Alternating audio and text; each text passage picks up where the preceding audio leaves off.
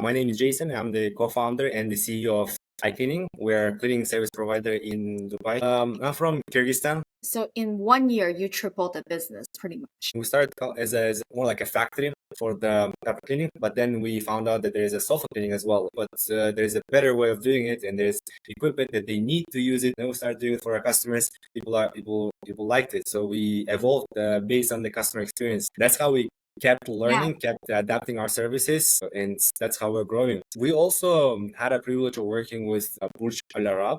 That's one of the famous hotels.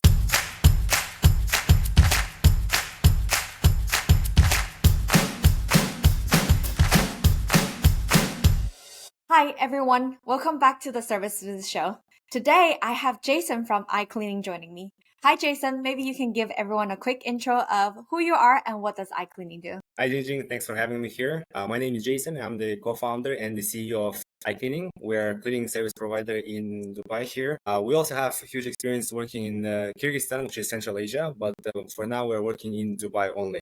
But we have a big future. I believe that we have big plans to expand all around the world, but we're in Dubai currently. So during our pre-recording, our intro chat, you mentioned that you actually moved to Dubai a couple of years ago, right? Maybe share a little bit of your background.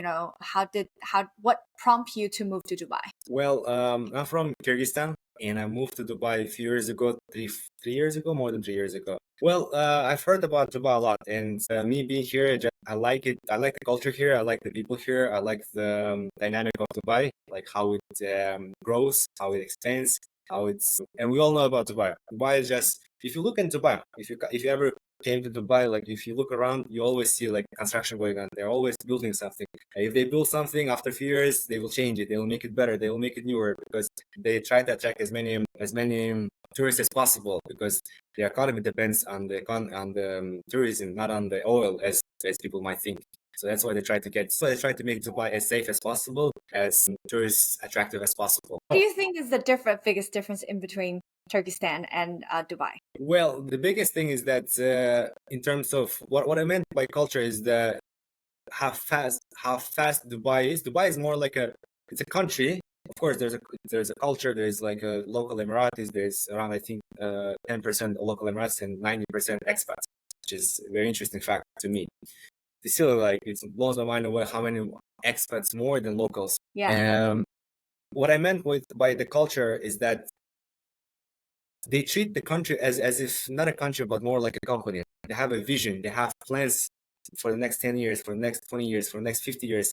And what they have achieved for the last 40 years, it's amazing. And me as a young person that I like to plan my future, and I have big ambition, I would like to start that company, have the workers of my company here in Dubai. And that's what that's what I like about Dubai. So I saw some of your reels before, our conversation, and it mentions that one of your dream is to take your dad to a car dealership and then let your dad pick whatever car he wants. Is it just the money aspect from the business that makes you feel like this is your motivation, or is there something else also you think that brings joy to your Definitely not the money.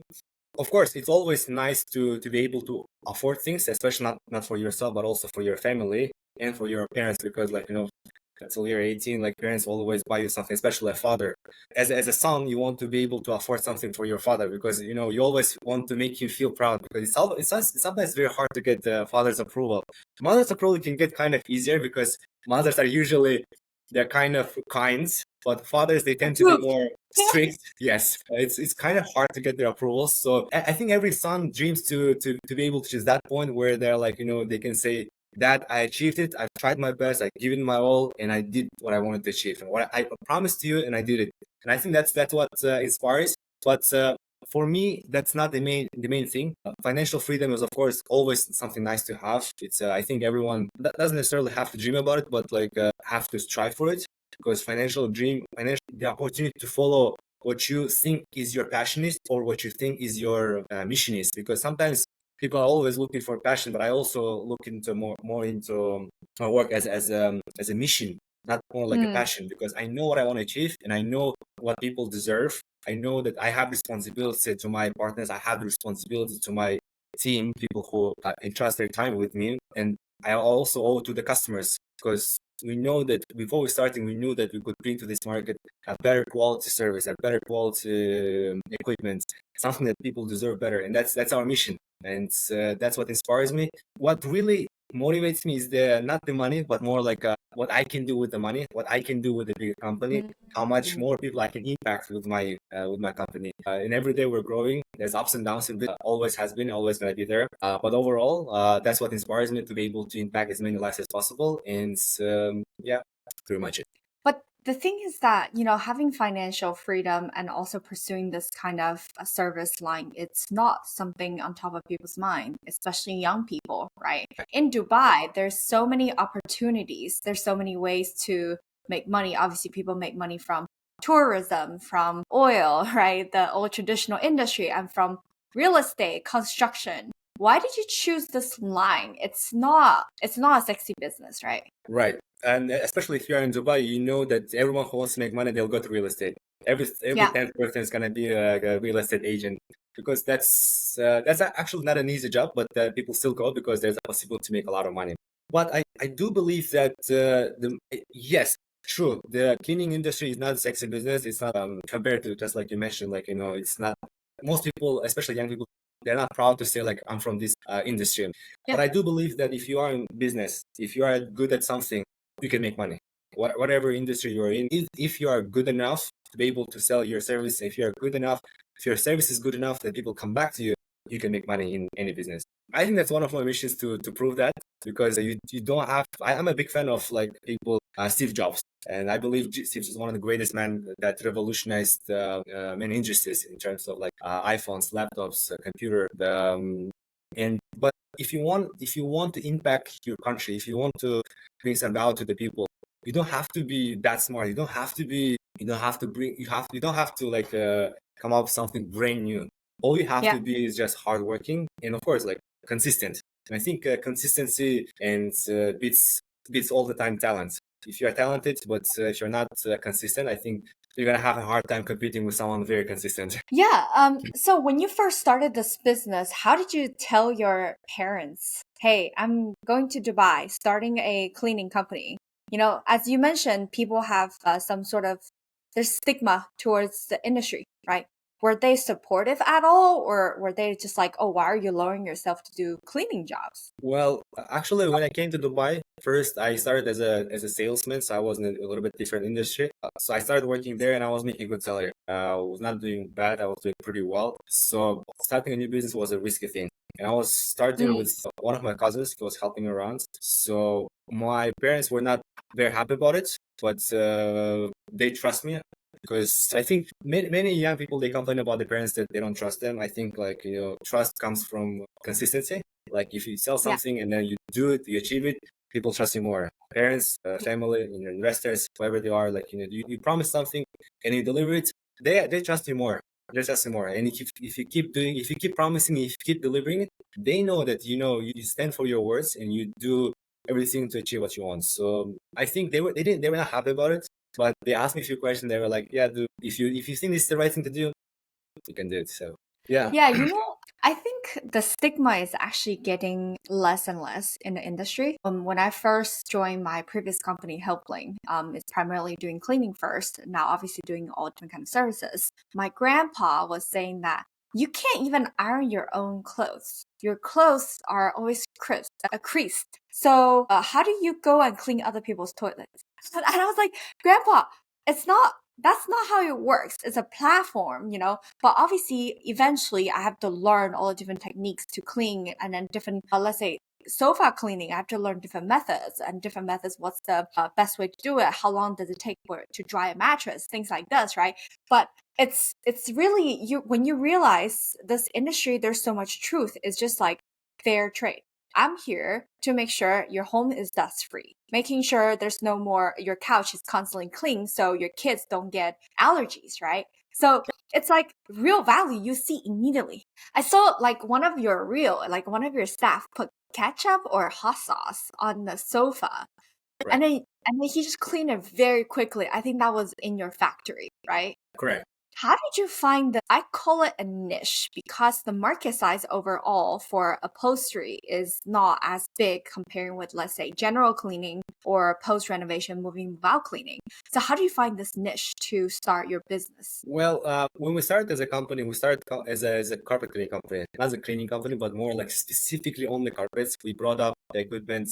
We for all of our initial investment and time only went to create a company more like a factory for the carpet cleaning. But then we found out that there is a sofa cleaning as well, and people are doing it, but there is a better way of doing it, and there's equipment that they need to use it, but they're not using it for some reason. And then we decided like, why not we do it? And then we started doing it for our customers, and then it got better. People liked it. People were doing it well, so why not to do it? So that's how we got into more mattress cleaning and the curtain cleaning. So we evolved based on the customer experience. So if the customers liked it, we said like we can do it more. So that's how we kept Yeah, learning, kept adapting our services, and that's how we're growing.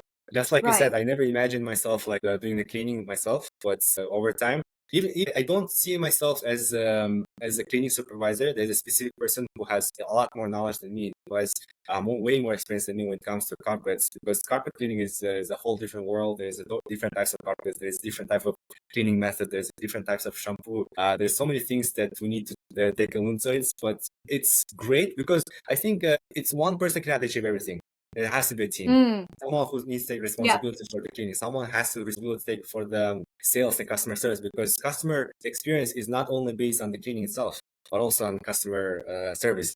So like how we talk to the customers, how we take care of it, how we make it in a way that the customer understands that we did the hard work. So because sometimes people don't understand what kind of carpet they have, people don't understand what kind of sofa they have. So and some of them in Dubai they have people have a lot of different types. Some of them are very expensive. So we need the team has to be very careful, has to be very knowledgeable. yeah.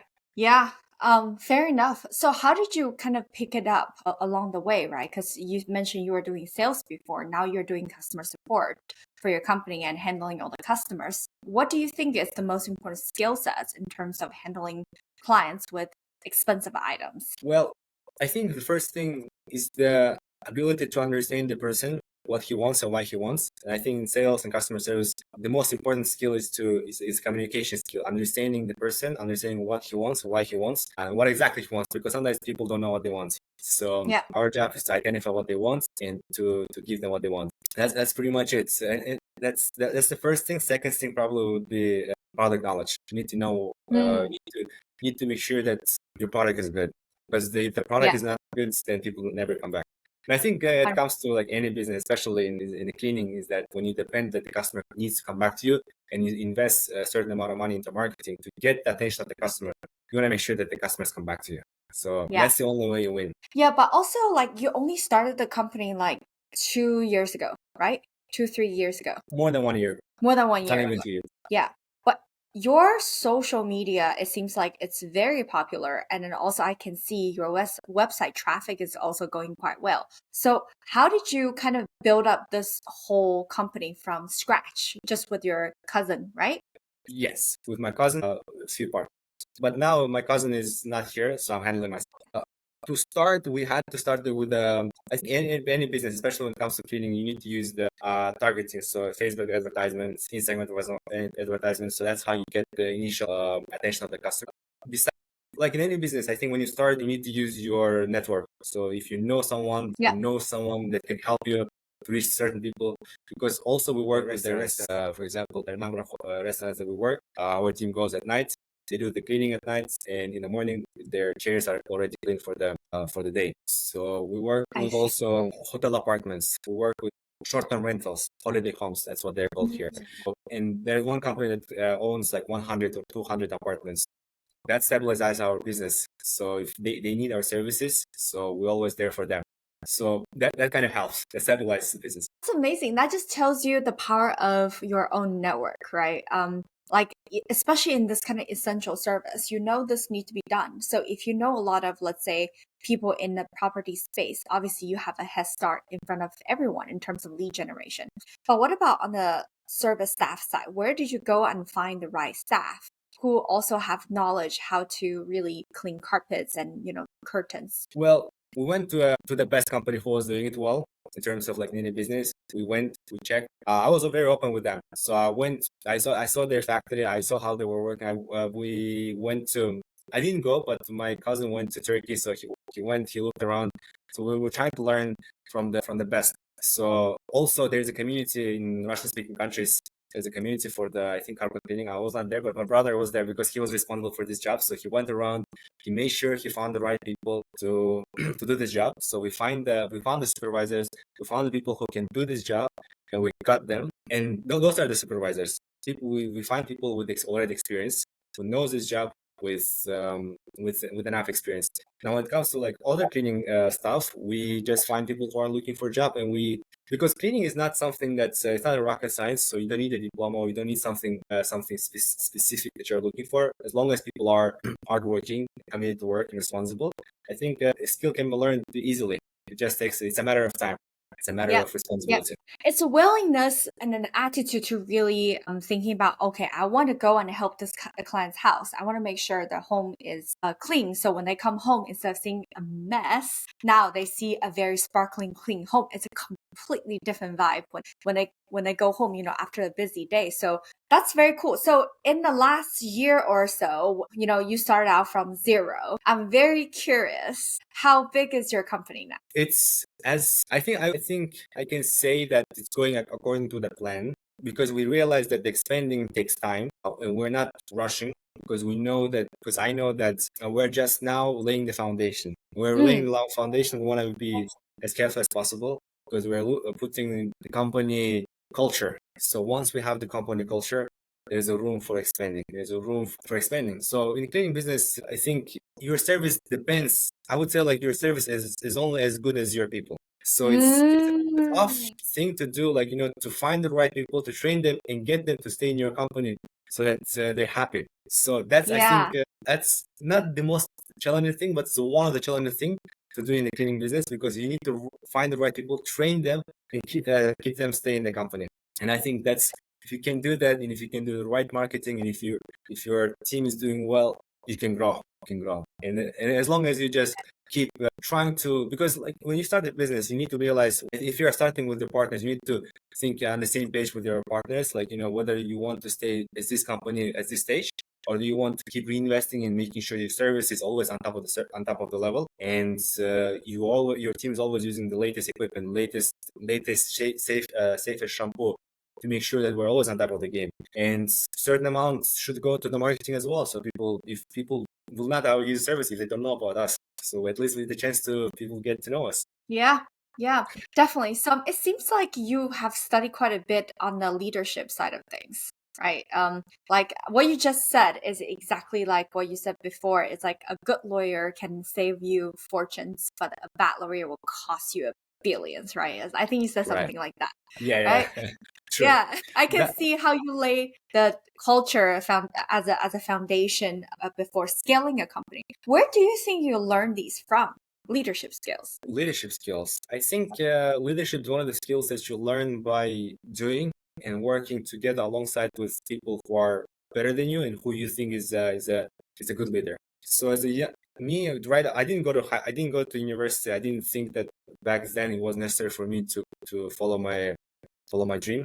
But what I did instead was to work in a cool company where I thought the CEO was doing an amazing job, and he was the founder there as well.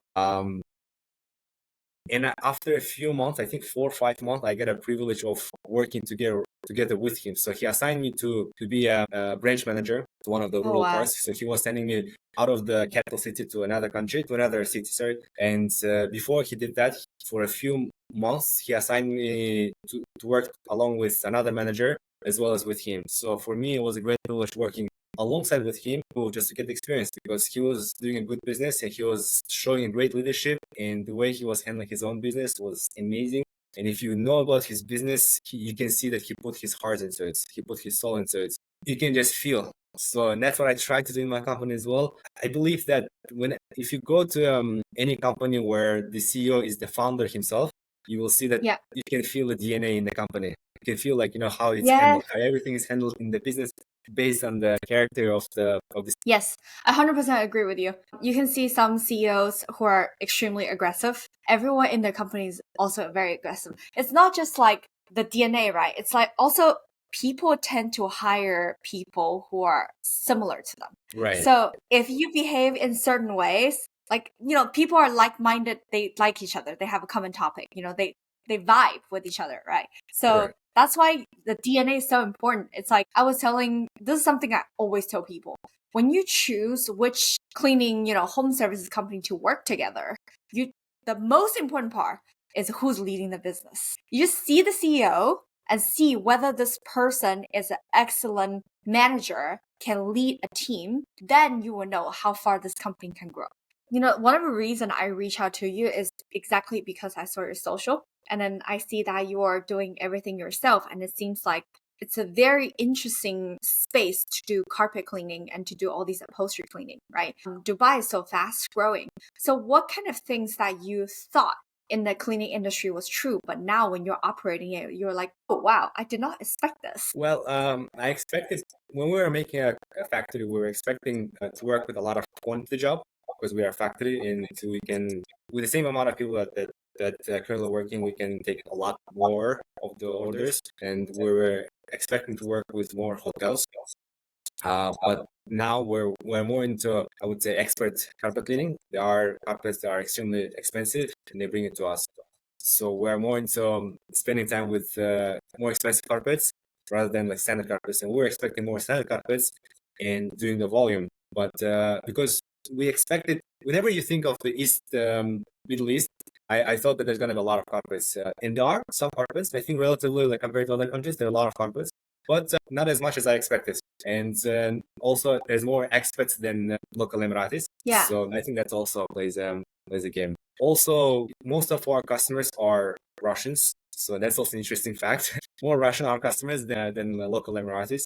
That's probably maybe because of me that I speak Russian and people see me and they have more trust to me as we can understand because of the background culture. Yeah. That's probably one of the things.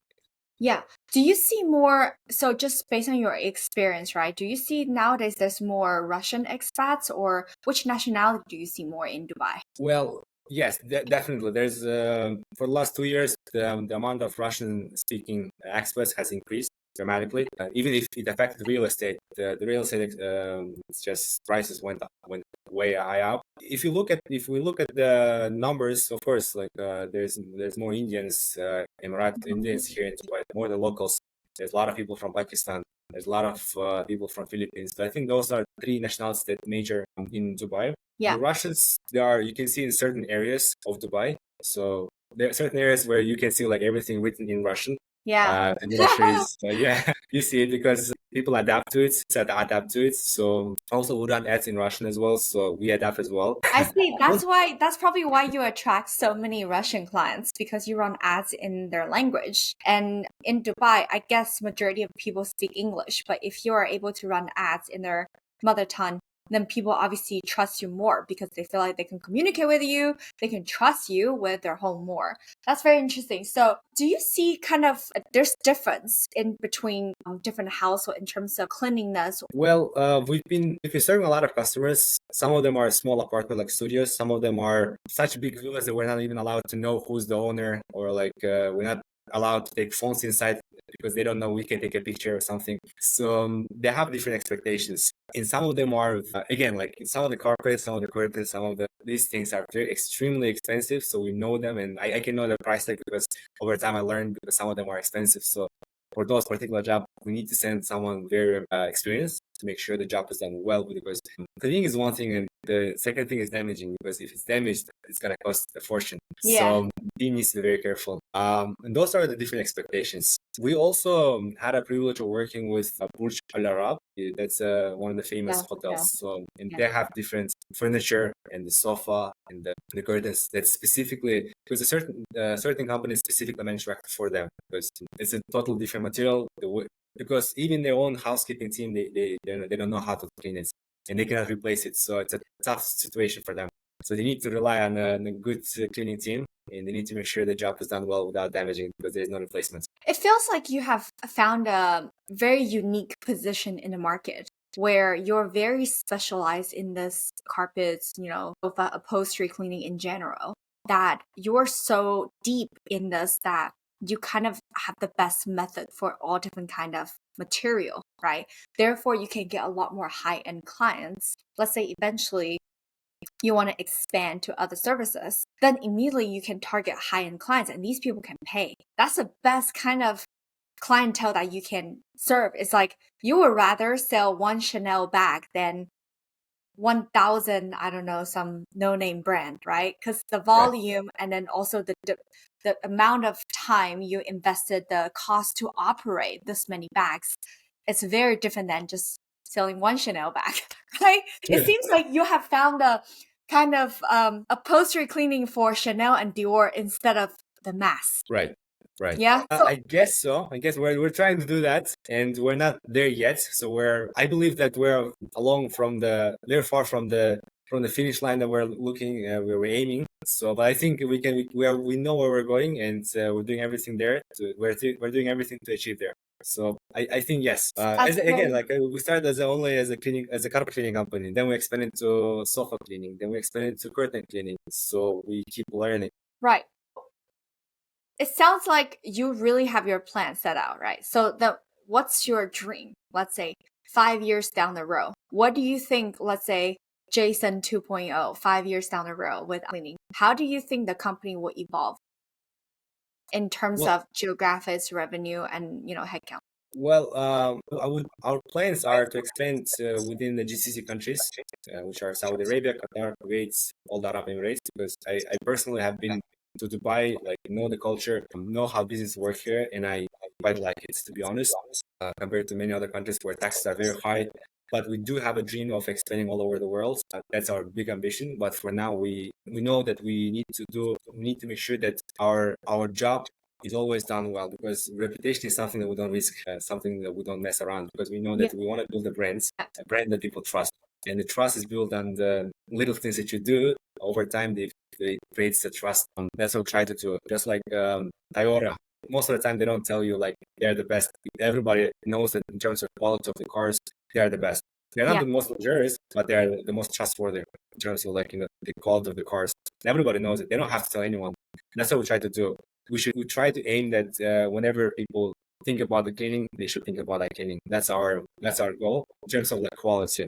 The bigger dream, the bigger picture that I have in my mind is to have an application where everything is in one place, everything is easy for the customers. The market is big. And there are kind of people who choose other companies, and that's fine. But we want to find the right people and want to serve the right people. Yeah.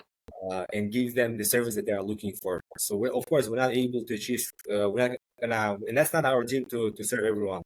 We want to find the right people and find solution for their problem. Yeah. Yeah. And also your target audience are slightly different, right? For those bigger platform or even, what's that company called? Go Life? Just Life.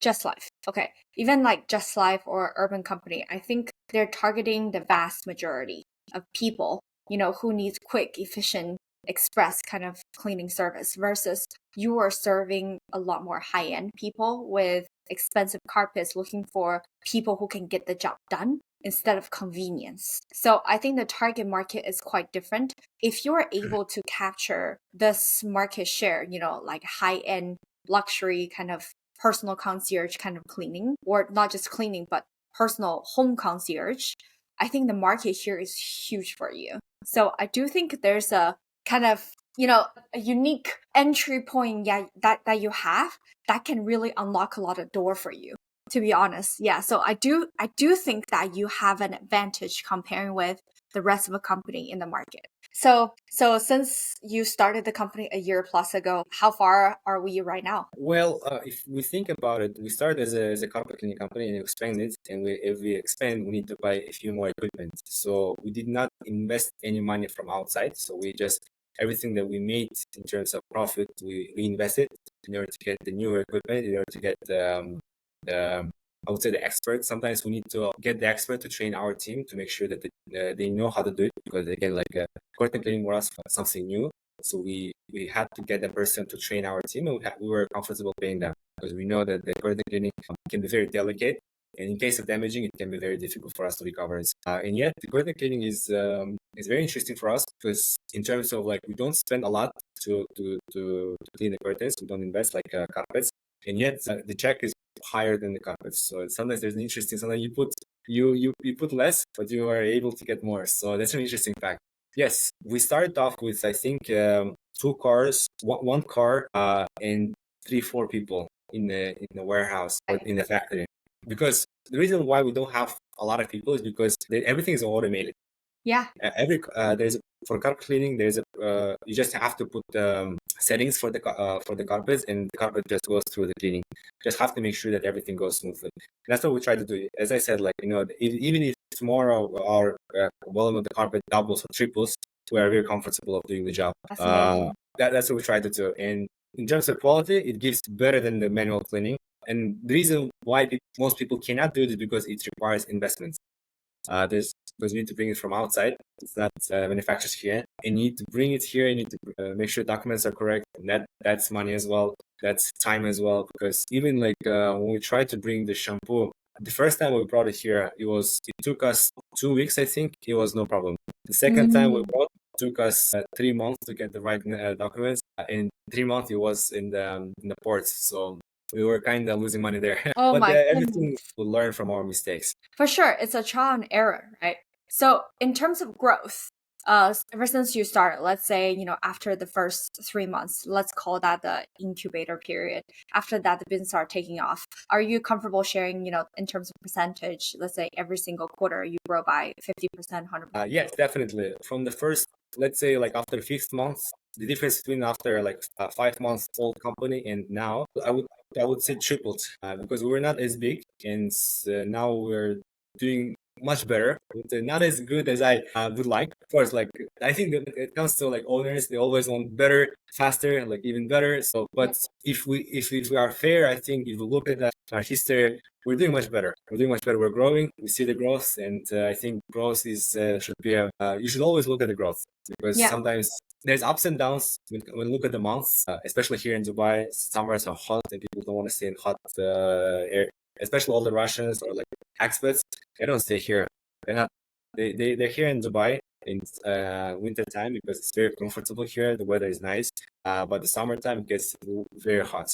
Mm, So that affects our business as well. But besides that, if we look at the bigger picture, we're growing, and I think we tripled. that's amazing. So in 1 year, you tripled the business pretty much. Correct.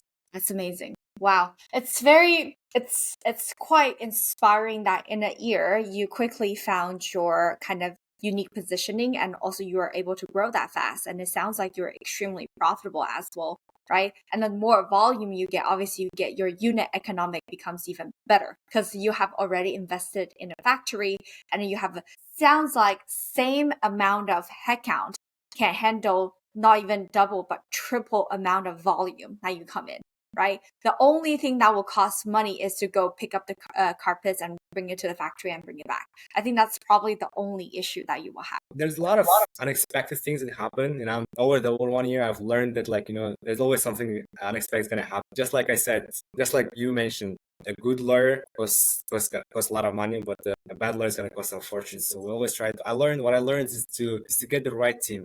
It's always to find a person who knows the job, who can do a shorter amount of time a better job. Yeah. So that's what I learned through it. And I'm right now, one of my responsibilities is to find the talents and to get along with them and try to find. I don't necessarily try to get people work for the company. I try to see if that person fits in our company, and if they're comfortable and they're happy with our company, that's great. So we have an opportunity. We can create an opportunity for you within our companies. So that's what we try to do. So I think talent acquisition is a big thing when it comes to training. If you want to expand, you need to be very good at talent acquisition. That's what I'm trying to do. Yeah, I agree with you. Like, there's a lot more people, like smart people, they would rather go with big brands, like sexy stuff, like, I don't know, artificial intelligence, robotics, instead of like, hey, I now work for a cleaning company. Nobody really does that until people realize, oh my God, there's so much opportunity here in this industry. Only when you start building it, right? Would you say this is one of your biggest problem, or you have something that's more pressing issue that you're dealing with on a daily basis? Say like a pressing, but something that I was not very good at, and I'm trying to learn it, and I think I learned one or few things is a marketing. And I've done sales a little bit, So sales is not the same thing as marketing. Sales is a little bit different. I've done sales and I'm bad at it. Marketing was something completely new, and we tried a professional marketing team from Russia. So friends of my partner. So he suggested, and they were, because we believe that marketing was the key, Yeah. especially for a start, and that's the right thing to do. But we invested a certain amount of money, but we didn't get what we wanted. So that was a pressing thing in the beginning because we kept investing it, but we didn't get the return. So, but now I think we found a way to make sure that we know what we're doing, and we have the people who are doing it well. And you don't have necessarily to find the professionals. I think as long as people know what they're doing, even though they don't have the diploma, they didn't work for the huge companies. If they're doing the job, if they have done something similar for the other company, if they can show the result here as well, why not to give them more chances? Why not to give them more opportunities, and they can show themselves as well? And I've tried to learn marketing as well. I took a course in marketing. I think if you are a business owner, if something is not going well, at the last course, you say like, okay, I'm gonna learn myself. Yeah. Did you take performance marketing, or did you take like just marketing in general? I did Facebook targeting, so I did more like an ads. Okay. Because I think that's one of the key things for the start. Yeah, gotcha. Another thing that's worth looking into, just based on my experience, is SEO. Every good company that has sustainable growth, their SEO is very strong. Correct. Definitely marketing from, by far, I probably spoken to about 200, 300 companies around Singapore, Australia, and obviously also other countries, right? But what I've seen is that most home services company that's long lasting and still profitable and still growing are those ones who are extremely good at SEO. So unless there's geographic issues, for example, China, SEO does not work. It's all content marketing there. But if in the geographics where SEO works, that's what people invest in over long term. That's number one. Number two is trying to figure out which kind of channel is your conversion channel and which channel is your brand channel. That's extremely important. Most people use social, for example, Facebook, IG, TikTok, as brand channel. So that means the conversion is lower. But there's high intent channel, for example, lead gen channel, like all the platforms, right? People who place a job, request a job, they have high intent. But also Google ads, they're also high intent channels. So these are the places where you find very good conversion, but obviously they're also slightly more expensive. So you just need to experiment a lot more on your own, and you really need to park some budget every single month to experiment. And then you need to experiment consistently to know that which target audience or which channel gives me the most customer that I wanted. Because you want those high-end clients, right? Not like mass. It doesn't make sense for you to go to, let's say, group buy website, trying to get like 100 customers. Everyone has like little tiny rug. That doesn't make sense for you, right? So yeah, very cool.